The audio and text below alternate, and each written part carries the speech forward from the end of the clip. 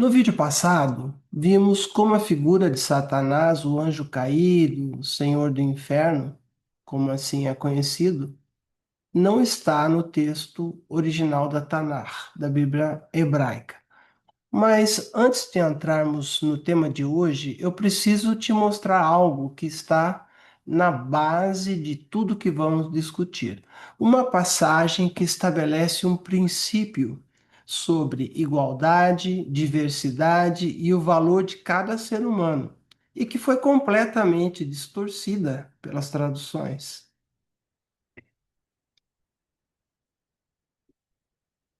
Gênesis capítulo 2, versículo 18 a 20. O texto diz que Deus criou todos os animais, de múltiplas espécies, e os apresentou a Adão para que ele os nomeasse ou classificasse. Havia leões e cordeiros, águias e pardais, cada um com sua própria forma, sua própria natureza. Diversidade entre espécies era a norma desde o primeiro momento da criação. E o texto diz: o Leadam Lamatizá, Lomatizá, Ezer Kenedô. Mas para Adão não encontrou uma aliada face a face, alguém da mesma espécie que ele. Adão procurou entre todas as espécies e não encontrou nenhum ser que fosse seu correspondente. Havia abundância de espécies, mas nenhuma era da mesma espécie que ele. A solução de Deus foi criar alguém da mesma espécie, porém diferente, a mulher. Agora, prestem atenção na palavra que Deus usa para descrever essa relação. Ézer. Vou repetir. Ézer. O que essa palavra realmente significa?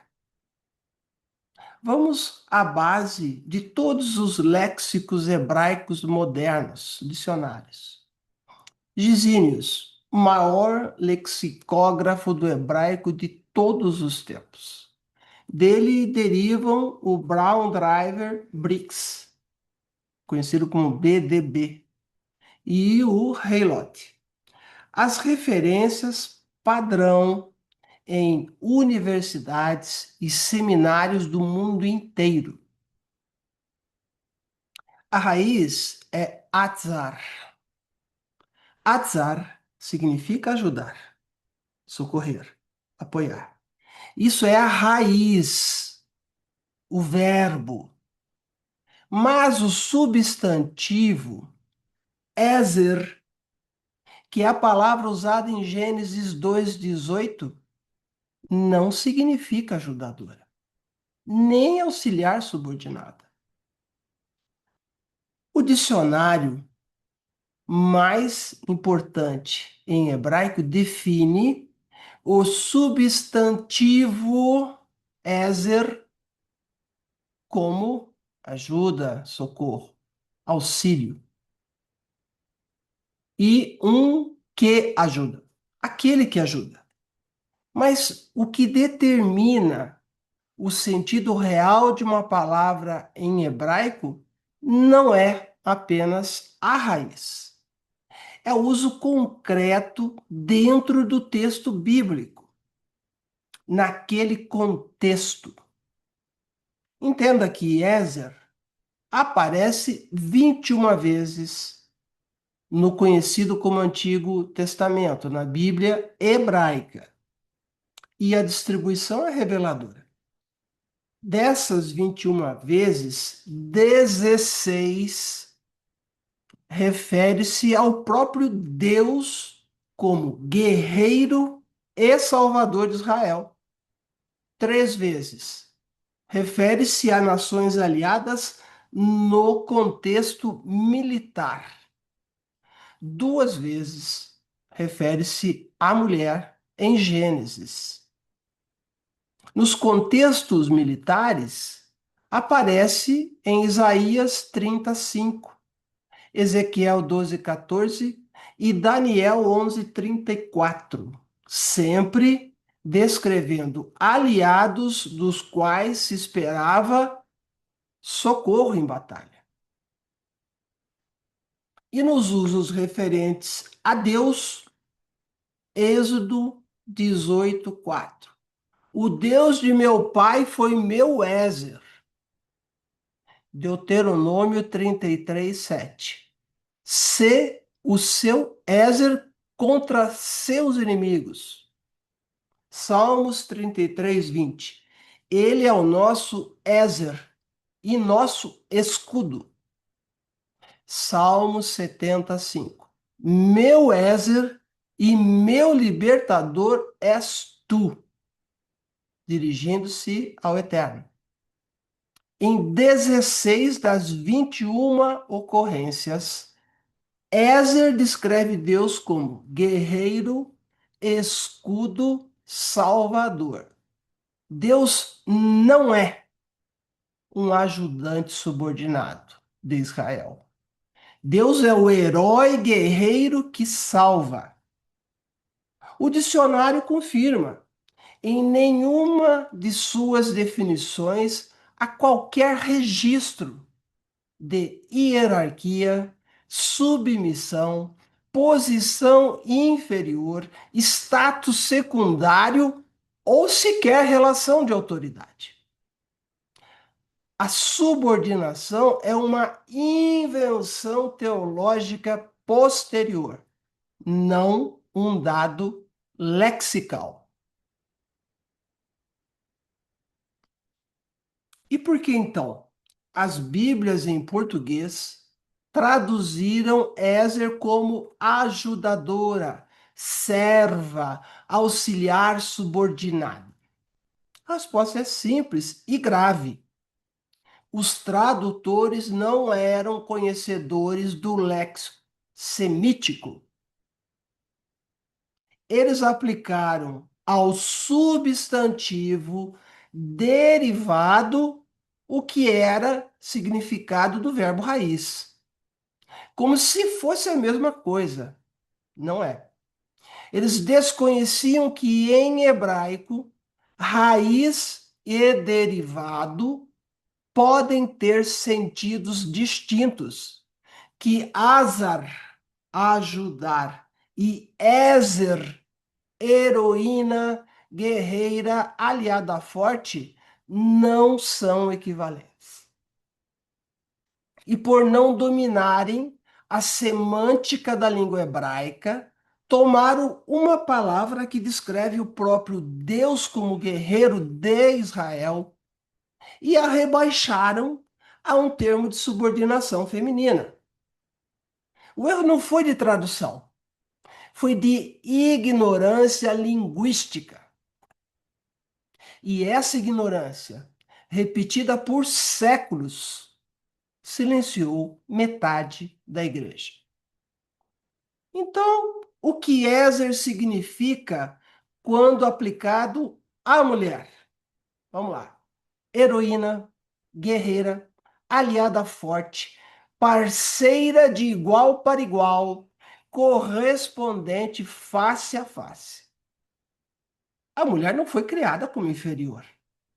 Ela não foi criada como subordinada. Não foi criada como ajudadora, entre aspas, no sentido de serva. Ela foi criada como igual, da mesma espécie, face a face, diferente apenas em diversidade, não em valor, ou sequer não em posição.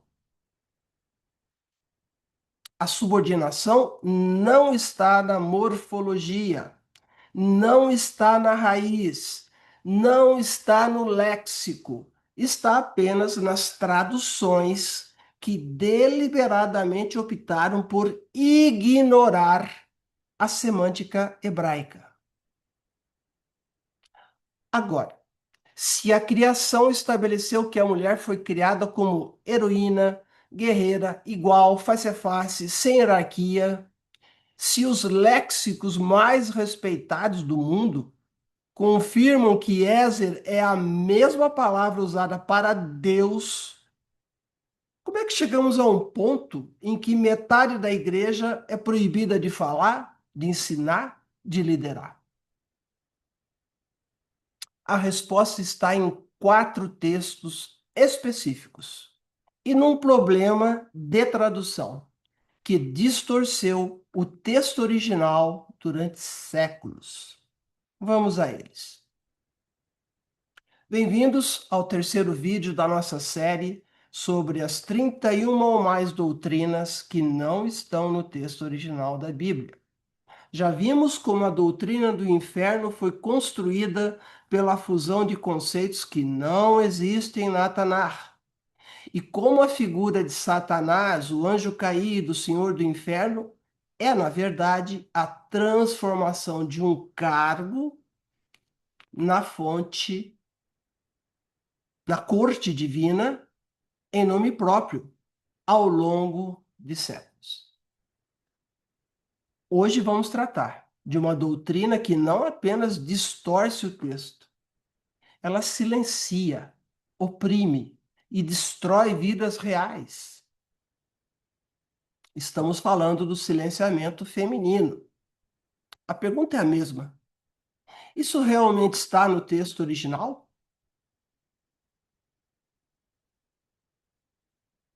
A doutrina popular. Milhões de mulheres brasileiras cresceram ouvindo: a mulher não pode falar na igreja, a mulher não pode ensinar, a mulher deve ser submissa ao marido em tudo, o homem é a cabeça da mulher, mulher não pode ter autoridade sobre homem. Tem denominação inteira que proíbe mulher de pregar, de ensinar, de liderar.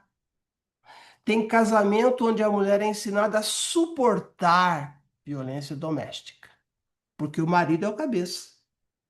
Tem mulher que nunca ocupou um púlpito porque um versículo mal traduzido a silenciou.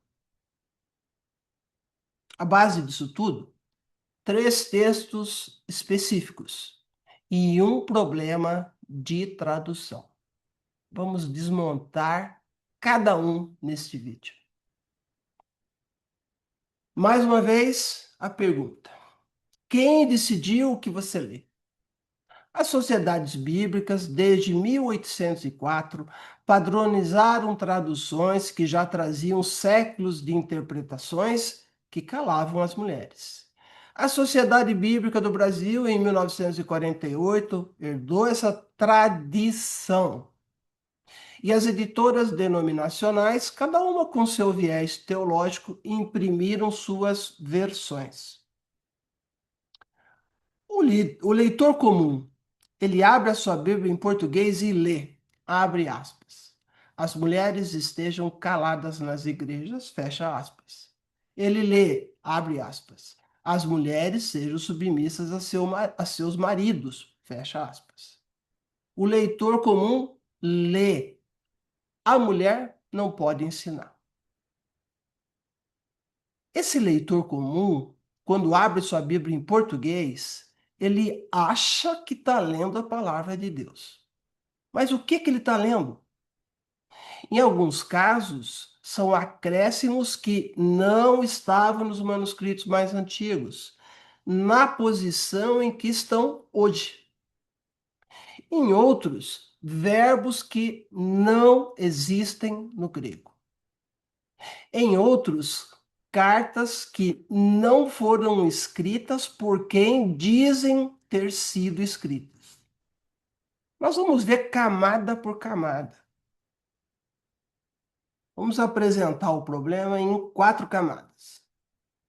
Não se trata de um único texto, mas de 4 pontos diferentes que se somaram para construir a doutrina do silenciamento feminino.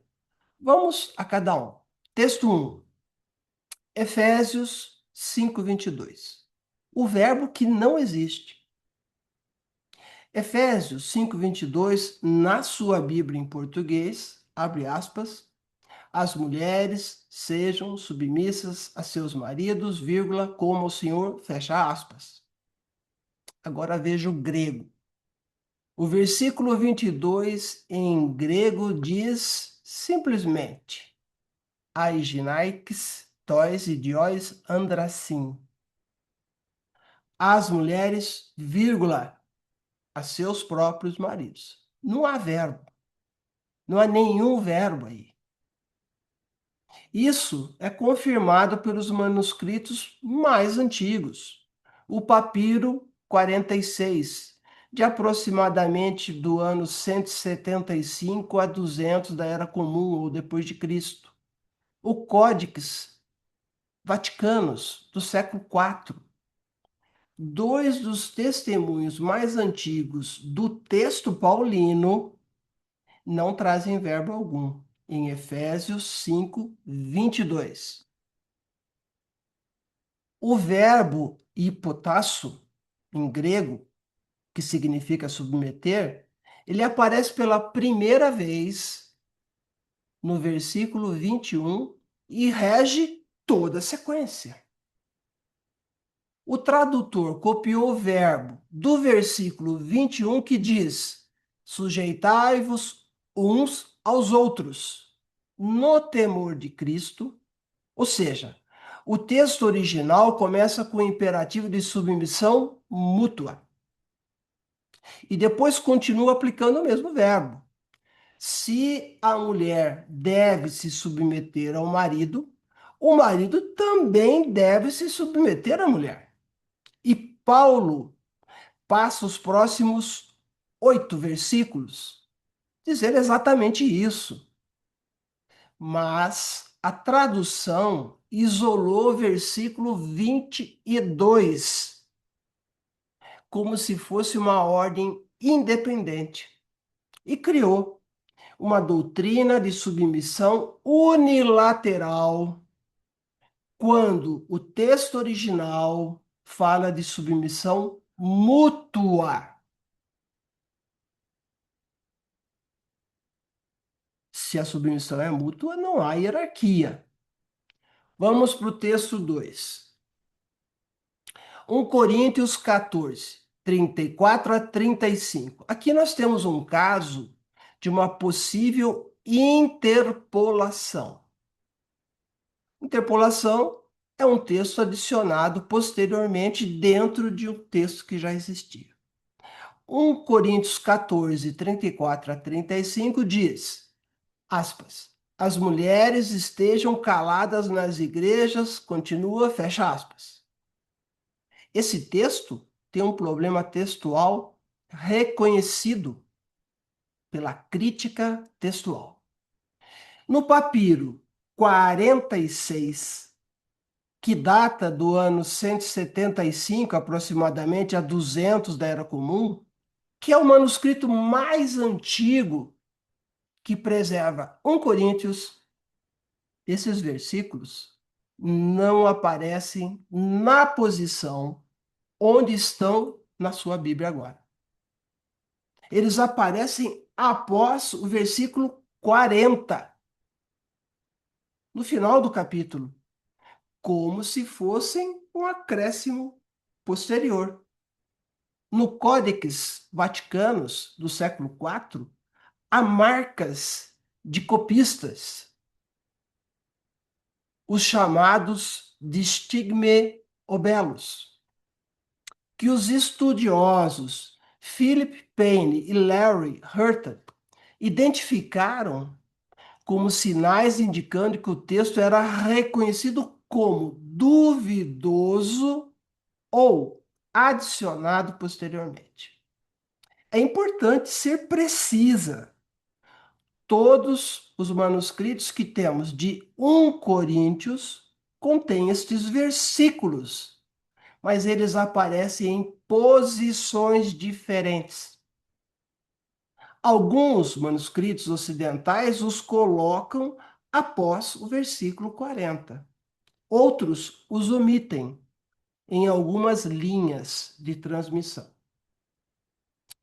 O consenso entre diversos críticos textuais Bruce Metzger, Gordon Fee, Philip Payne, é que 1 Coríntios 14, 34 a 35 pode ser uma interpolação, um acréscimo posterior, provavelmente do século II, para silenciar mulheres que estavam profetizando nas assembleias. Mas outros estudiosos defendem a autenticidade. O debate continua aberto. O que não é debatido é a contradição interna no capítulo 11 de 1 Coríntios, versículo 5. Veja, Paulo dá instruções sobre como as mulheres devem orar e profetizar na Assembleia. Isso significa que Paulo presume que as mulheres falam na igreja. O capítulo 14, versículos 34 a 35, contradiz diretamente o capítulo 11. E essa contradição é uma evidência interna forte de que podem não ser do mesmo autor. Vamos pegar o texto 3, 1 Timóteo 2, de 11 a 15. Ele é um texto pseudepígrafo e essa posição é majoritária. 1 Timóteo 2, de 11 a 12, Ais naikes enesikia mantanetosan didasken desniaki auki epitrepo. Aspas. As mulheres aprendam em silêncio. Não permito que a mulher ensine, fecha aspas. Aqui o problema é de autoria. As chamadas cartas pastorais, 1 Timóteo, 2 Timóteo e Tito, são consideradas pela maioria dos estudiosos críticos do Novo Testamento como pseudepígrafas, ou seja, escritas em nome de Paulo, mas compostas décadas após a sua morte. Provavelmente no início do século II, várias décadas depois. Os indícios que sustentam esta posição. Vamos lá. Vocabulário e estilo, completamente diferentes das cartas autênticas de Paulo. Exemplo, Romanos, 1 e 2 Coríntios, Gálatas, Filipenses, 1 Tessalonicenses, Filémon. Outro indício é a estrutura eclesiástica, que descreve uma igreja institucionalizada com bispos e diáconos que não existia no tempo de Paulo. Outro indício é essa polêmica contra mulheres. Ela reflete conflitos do século II com movimentos proféticos femininos, como o montanismo. O que é um montanismo? O montanismo foi um movimento profético cristão que surgiu na Frígia, Ásia Menor, atual Turquia, por volta de 156 a 172 da Era Comum, fundada por Montano e caracterizada por ênfase em profecias contínuas, ascetismo rigoroso e, crucialmente, para o seu tema, liderança feminina proeminente. As suas profetisas, Priscila e Maximila, eram figuras centrais, ensinavam, profetizavam na Assembleia e eram chamadas de, abre aspas, o próprio Verbo de Deus encarnado, fecha aspas. A reação da hierarquia eclesiástica emergente ao montanismo foi parcialmente responsável pela crescente restrição ao ministério feminino no final do século II, exatamente o mesmo período em que 1 Timóteo 2, de 11 a 12, provavelmente foi composto. É importante notar, essa é a posição majoritária na crítica acadêmica, mas não é universal. Estudiosos mais conservadores defendem a autoria paulina tradicional. Se esta posição estiver correta e os indícios são fortes, então o texto mais usado para proibir mulheres de ensinar foi escrito por alguém que se passou por Paulo, no século II, para combater mulheres que estavam ensinando. Vamos ao texto 4, que falei: cabeça, fonte ou autoridade? A palavra grega que falei, ela é encontrada lá em 1 Coríntios 11:3. Abre aspas. O homem é a cabeça, que falei, da mulher. Fecha aspas. Essa palavra grega, tradicionalmente traduzida como cabeça, no sentido de chefe ou autoridade hierárquica. Agora prestem atenção. Existe uma diferença crucial entre o que uma palavra pode significar e o que ela realmente significa no texto original. Essa diferença se chama opção teológica. E eu vou explicar direitinho para você o que isso significa. Léxico é o dicionário. Ele simplesmente registra todos os significados que uma palavra pode ter. É um fato objetivo. No grego clássico, o léxico registra que falê tem múltiplos significados bem documentados. Vamos lá. Primeiro, cabeça física. Segundo, fonte. Terceiro, origem, como, por exemplo, a cabeceira de um rio.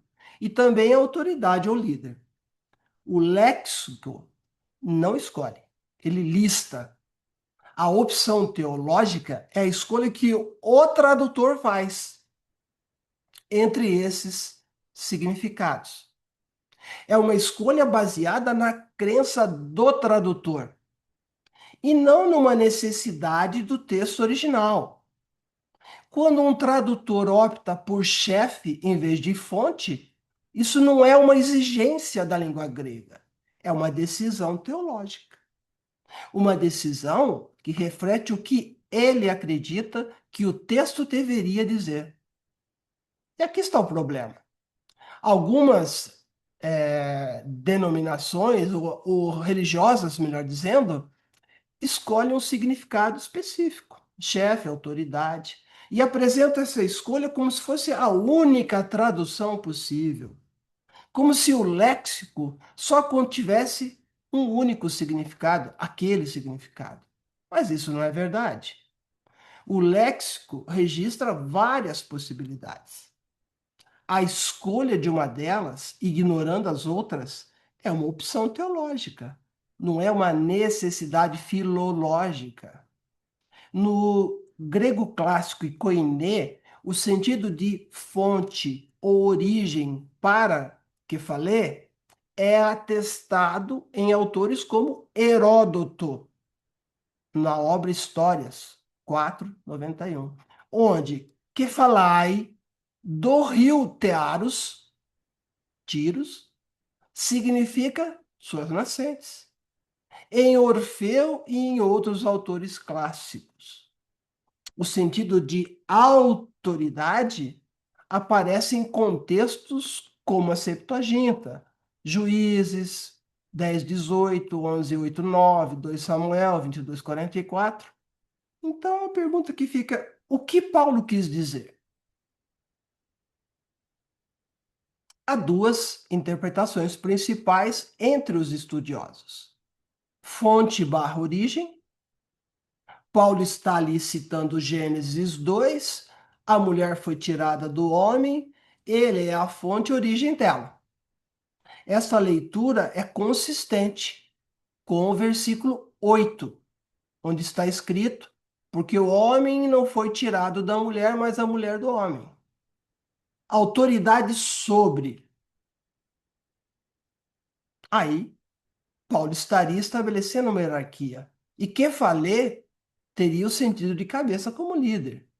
Ambas as interpretações tem defensores sérios. A questão não é qual das duas está certa. A questão é que o público, você, nunca foi informado, nunca foi informada de que havia uma escolha. A opção teológica foi feita sem você saber, e quem lê a Bíblia em português só vê um lado. E esconder que existe uma escolha, apresentar a opção teológica como se fosse a única leitura possível do léxico, é, no mínimo, desonestidade intelectual. Eu poderia citar o exemplo da palavra hebraica, ruach. Ela tem 11 significados em hebraico. Vento, sopro, vida, são 11. Até ponto cardial. A escolha que foi feita é a que você tem hoje. Vamos falar um pouco sobre a linha do tempo cronológica. Vamos considerar o século I da Era Comum. Paulo, em Romanos 16:7, saúda Júnia como epissemoi entois apostolóis. Ou seja, a expressão pode significar notável entre os apóstolos ou bem conhecida dos apóstolos. O debate segue, mas o nome é inequivocamente feminino. 1 Coríntios 11, mulheres profetizam e oram na Assembleia. Por volta do ano 95 a 140 da Era Comum, ou depois de Cristo, se você preferir, um Clemente ainda reconhece a liderança feminina, datado por volta do final do século I, embora com uma datação incerta. No século II, as pastorais são escritas, provavelmente pseudepigraficamente, refletindo essa polêmica contra mulheres. No século II para III, era comum, a versão interpolada de 1 Coríntios 14, de 34 a 35, começa circulando em linhas textuais. O manuscrito P46, que nós já falamos aqui, traz os versículos em posição diferente. No ano 325 até o 381 da Era Comum, os concílios consolidam hierarquia eclesiástica exclusivamente masculina. O que acontece no século IV? A Vulgata de Jerônimo fixa Kephalé como caput, em latim, cabeça-chefe, consolidando a leitura hierárquica. No século XVI, com a reforma protestante, mantém e reforça o silenciamento feminino. 2025, no STF, a ministra Carmen Lúcia faz uma declaração importantíssima. Abre aspas. Nós, mulheres, ficamos 2000 anos caladas e queremos ter o direito de falar. Fecha aspas. No século XXI, milhões de mulheres brasileiras ainda são proibidas de falar, ensinar e liderar com base em textos cuja autenticidade, autoria e tradução são alvo de sérias questões acadêmicas. Cada um dos pilares do silenciamento feminino enfrenta problemas, seja textual, de autoria, de datação ou de escolha tradutória.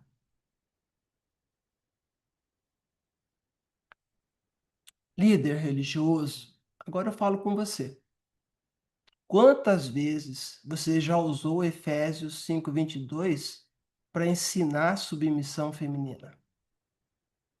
Quantas vezes você usou 1 Coríntios 14:34 para dizer que mulher não pode falar na igreja?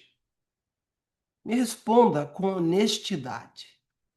Você sabe que o verbo submeter não existe no grego de Efésios 5:22 nos manuscritos mais antigos?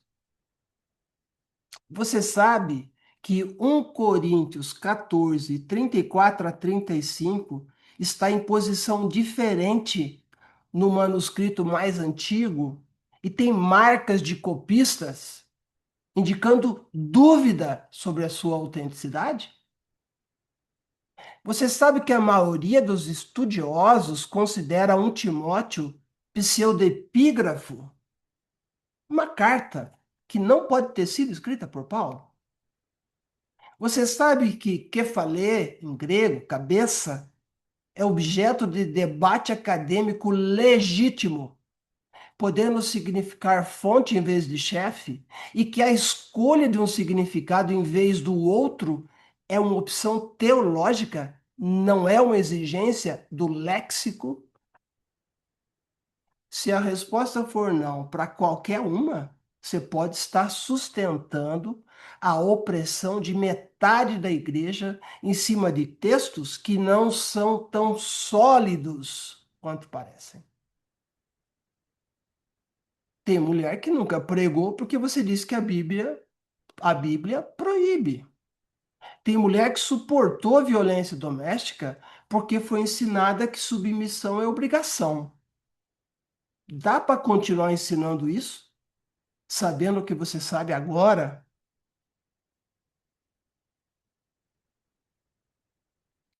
Quando uma mulher cresce ouvindo que ela deve ser submissa, que não pode ensinar, que não pode ter autoridade, ela internaliza isso, politicamente também.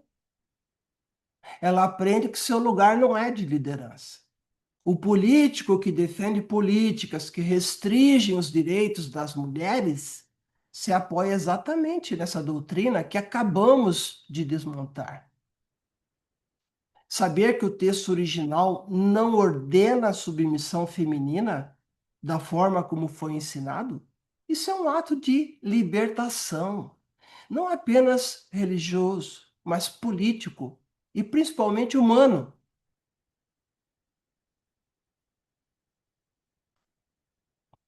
O silenciamento feminino nas igrejas não se sustenta quando examinamos criticamente o texto original. Efésios 5:22 não tem verbo nos manuscritos mais antigos. O contexto é de submissão mútua, não unilateral. 1 Coríntios 14, 34, 35 tem problemas textuais. Posição variável nos manuscritos e contradição em 1 Coríntios 11. 1 Timóteo 2 é considerado pseudepígrafo pela maioria dos estudiosos críticos. Kefalé, cabeça, é termo debatido. Pode significar fonte, não necessariamente chefe. A escolha de um significado em vez do outro é uma opção teológica, não uma exigência do léxico grego. E no início de tudo, os léxicos confirmam. Ezer não significa ajudadora. Ezer é a mesma palavra usada para descrever Deus como guerreiro e salvador de Israel. A mulher foi criada como heroína, igual, face a face.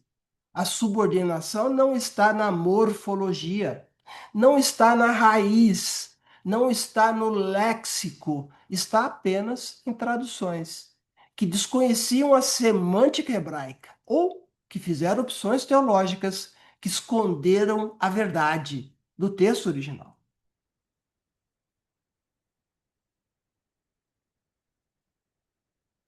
2000 anos.